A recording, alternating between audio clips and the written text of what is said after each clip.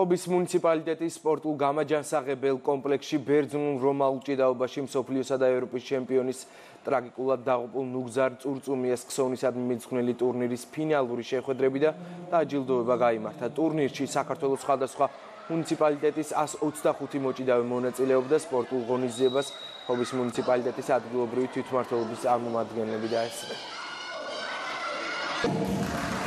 დასრულდა მსოფლიო და ევროპის ჩემპიონ ნუგზარ წურწუმიას ქსოვნისადმი მიძღვნილი რესპუბლიკური ტურნირი, სადაც მონაწილეობდნენ 13 მუნიციპალიტეტის 125 მონაწილე. საკმაოდ ბევრი ახალგაზრდა მონაწილეობს. მადლობა ხობის მუნიციპალიტეტს. მე ძალიან მიხარია, რომ მონაწილეობ ამ ტურნირში. მინდა ყველა მოჭიდავეს უსურვო წარმატებები და ასევე ამ გამარჯვებას უსხრი ნუგზარ წურწუმიას.